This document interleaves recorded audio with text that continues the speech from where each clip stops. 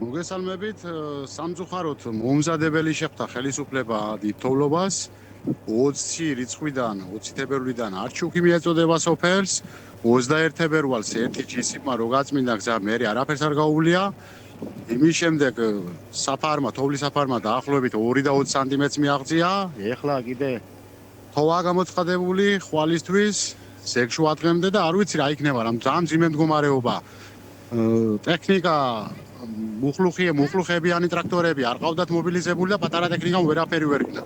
ეხლა როგორც გვეუბნება ადგილობრივი ხელისუფლება ელოდებიან იმას მუხლუხებიანი ესტოს, ეგრეთ წოდებული ესტოს და იმით აპირებენ გზის გაწმენდას. რამოდენიმე სახლი ჩამონგრეულია, აქ ოკაჩიც არის 3-4 სახლი ჩამონგრეული, ოთარი გუჯავიძე სახლშია მოყოლილი, არავინ არ იცის, ცოცხალია, მკვდარია. იმიტომ რომ იქ ახლომახლოს არავინ არ ცხოვრობს, კიდევ 2 მოხუცი ცხოვრობს და ისინი ფიზიკურად ვერ გადავლენ ამხელა თოვლში.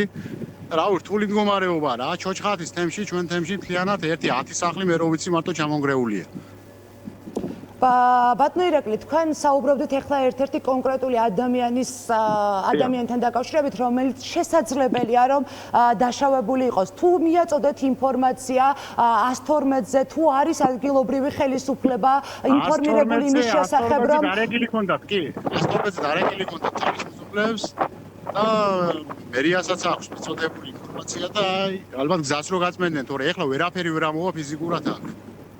21 თებერვლიდან დღეს უკვე 25 თებერვალია. რას მეუბნებით, რომ ადგილობრივმა ხელისუფლებამ 4 დღის განმავლობაში ტექნიკის მობილიზება ვერ უზრუნველყო, რომ ადამიანების სიცოცხლე საფრთხის ქვეშ არ დაეყენებინა. ამას მიყვებით? სამწუხაროდ ვერ მოახერხეს, სამწუხაროდ ვერ მოახერხეს, იმიტომ რომ არ იყვნენ მზად. კიდევ ერთხელ ვიმეორე, მზად არ იყვნენ დიდთოვლობისთვის. ეგ გურიაში, ანუ ჩემს სოფელში შარშან არ ყოფილა, თორე 1 მეტრო და მეტრო ნახევარი თოვლი ყოველთვის მოდის აქ. და გზები იწმინდებოდა, ასე თუ ისე იწმინდებოდა და ამდენი ხანით არის შუქიც არა, კომუნიკაციაც არა ერთმანეთთან რომ მეზობელს დაურეკო და რო იკითხო როგორა. მე მანქანაში აგერ გამოთხრილი მყავს მანქანა, რასაც ქვია და მანქანაში ვდენი ტელეფონს. თორე შუქი 20 თებერვლის მერე არ ყოფილა და ტელეფონები თავისთავად ყველას გათიშული აქვს და კომუნიკაცია ერთმანეთთან არ არის. ასეთი პრობლემის წინაშე სხვა დროსაც დამდგარ ხართ, ასეთი დიდთოვლობა ყოფილა თუ უბრალოდ პრობლემა ის არის, რომ დროული რეაგირება ვერ მოხდა? დიდთოვლობა როგორ არ ყოფილა და პრობლემაც ყოფილა, მახსოვს 2014 წელი იყო თუ არ ვსწრები, იგივე სიტუაცია იყო, ბავშვი იყო ავად და სანამ არ ავაწყიალეთ ყველაფერი, მანამდე არაფერი არ გამოჩნდა და გუშინაც Facebook-ზე ვიდეო რო დავდე, რომ რა ხდებოდა ჩემს სოფელში, მერე გამოჩნდა ყველა რა. და მერე დაიწყეს ტექნიკის ძებნა, ასე რო ვთქვა და ეგ პატარა ტრაქტორები ქალაქებში, ქვემოთ, ქალაქში, ლანჩხუთში და მის მიმდებარე სოფლებში, დაბალ სოფლებში იქ ვერ წმენდნენ 1 მეტრო საფარს და აქ ეხლა ამ ყველა თორს ფიზიკურად ვერ გაწმენდნენ.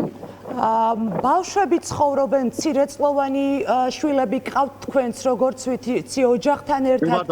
პატარა ბავშვები არიან, 1000 საჭიროებაა და მათ შორის არიან ადამიანები, რომლებიც, როგორც თქვენ მიყვებით, 10-მდე ოჯახს ჩამოენგრა სახლი. როგორ უმკლავდებით ახლა თქვენ ამ პრობლემებს, ამ სიტუაციას ყინვაში, თოვლში, თოვას ახლაც ვხედავ კადრში და თუ შეძლებთ რომ გვაჩვენოთ რა სიტუაციაა ახლა მან?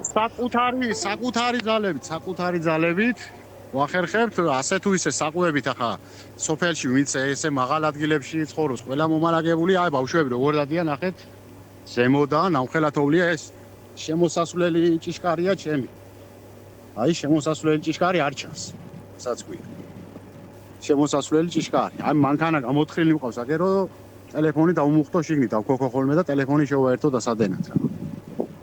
და ქვემოთ სოფლებში პრობლემებია, მაღაზიებში პური ვერ მიდის, დისტრიბუცია, აქ არა ქალაქშიც ეგეთი სიტუაცია. აი ეგ უნდა მეკითხათ, ადგილობრივები ჩვენ გვიყვებიან, რომ დადგა უკვე პროდუქტის, საკვების, მედიკამენტების პრობლემა. თუ კი თქვენთან ამ სოფელში ვერ ამოდის ტექნიკა იმისთვის, რომ გაწმინდოთ, თქვენთან რა ხდება ახლა? ავანტყოფი კაცი აგერ ქვემოთ კოკათია დაბლა რაული მარშანიშვილი, სიცხეები აქვს.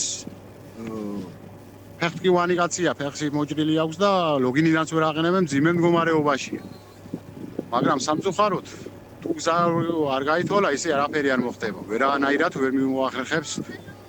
საკვების და მედიკამენტების პრობლემა უკვე შეიქმნა სოფელში თქვენთან თუ როგორ? ჩვენთან ანუ ასე თუ ისე მომარაგებულები ვართ, მაგრამ ქვემოთ სოფლებშია უფრო, სადაც 1 მეტრია, ცოტა მეტია, მაღაზიები ახლოსა აქვთ, იქ არის უფრო მეტად ეგ პრობლემა რა. კი ბატონო, მადლობა ბატონო ირაკლი, თქვენი დროისთვის საკმაოდ რთულ პირობებში მოგიწიათ ჩვენთან ჩართვა. იმედი მაქვს, რომ დროულად მოხდება თქვენამდე მოღწევა მძიმე ტექნიკის და ტერიტორიის